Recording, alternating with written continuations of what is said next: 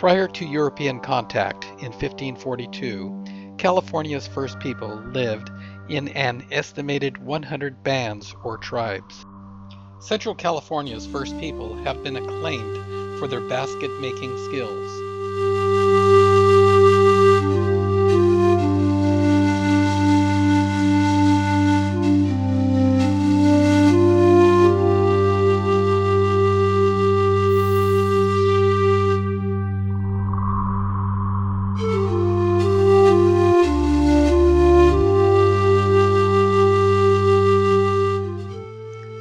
The Miwok have lived in Yosemite Valley for nearly 4,000 years. Basket making was very important to the Miwok people.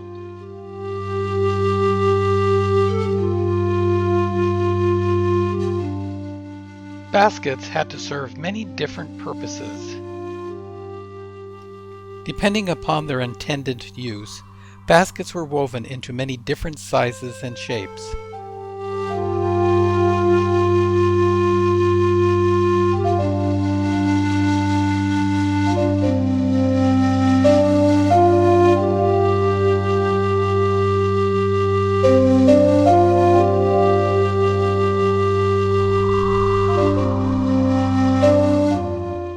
Acorns were an important food. You would need a large basket to gather the acorns and bring them back to your village.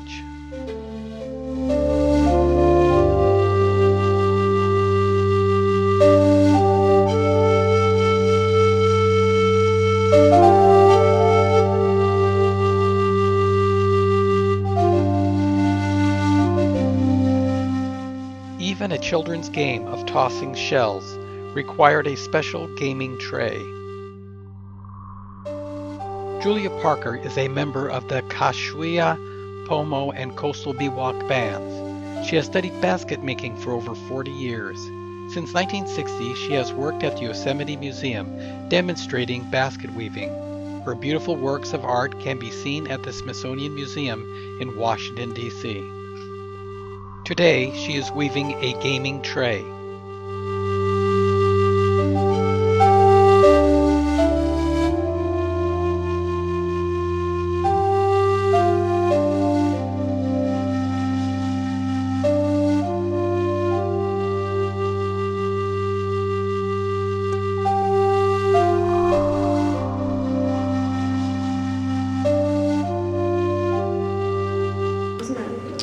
Just so, and the movement is the same way as I put that one together.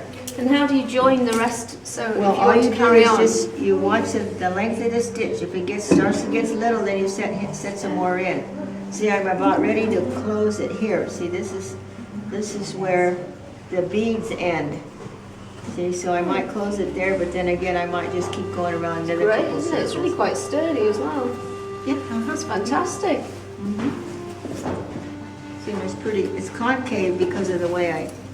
So you twist it as you're doing it. Yeah, see, Yeah. see what happened was when I started out, I had the darker thread, and then I found the lighter thread, so I put that in, but I put stitch for stitch for stitch. I didn't add any stitches, so it kept it like that, and it was starting to bowl up, so I thought, well, I better add some more stitches, so I started adding more stitches. So I don't know how many stitches I add around here. At the basket tells me, because every time the thread goes kind of crooked, doesn't sit straight up, then I add another stitch in there, and then it'll make it nice and Fantastic. straight. How long does it take you? Well, I've been on this one for maybe to November, let's see, when did I start? October, November, December, about 4 months on this one. So this And, lady who wove this basket, the really big one over there, Yeah, that's 4 years. 4 years, 5 years. It's fantastic. And then this one's the traditional one here.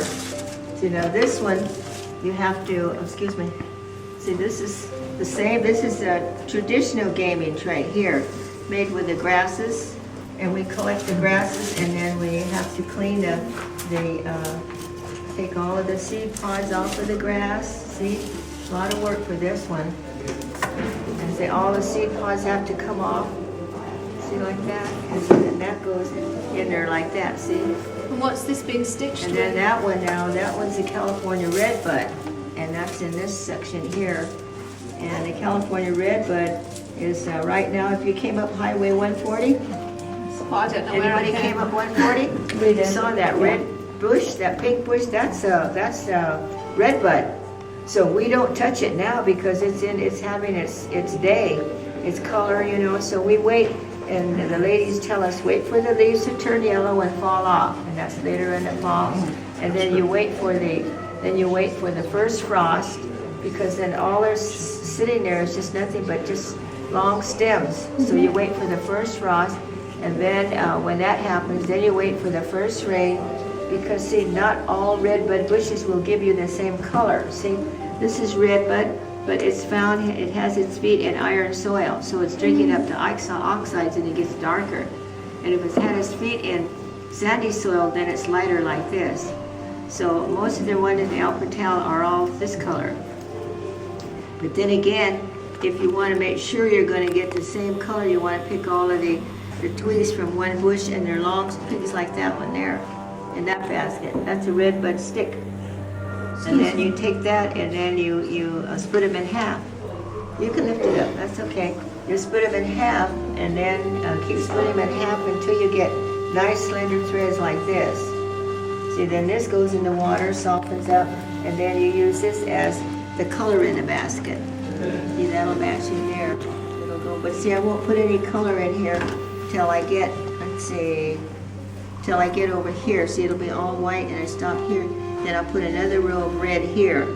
I have to put 5 rows, 1, 2, 3, 4, 5, yeah, 5 rows, 2 more rows of red around 2 times. And then the white root is the sedge root, and that's this material here. These are sedges here. These are roots that we dig from along the sandy banks in the river, and we have digging sticks.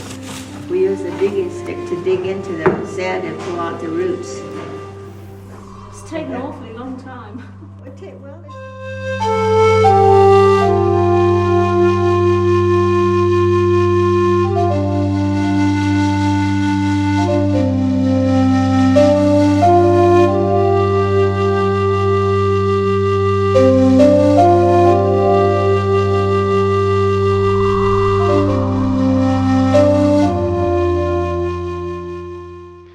Samples of the artistry of basket weaving by California's Central Valley's first people can be viewed at the City of Roseville's Maidu Museum and Historic Site, as well as in the Placer County Museum.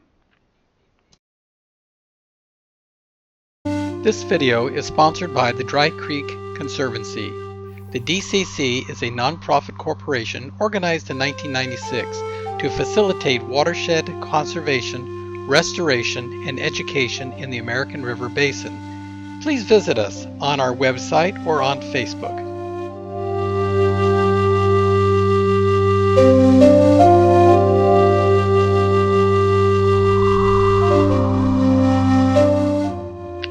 For those interested in learning more about our local watershed, please visit us on YouTube, www.youtube.com/user/MichaelStark1 or www.youtube.com/user/RosevilleTV.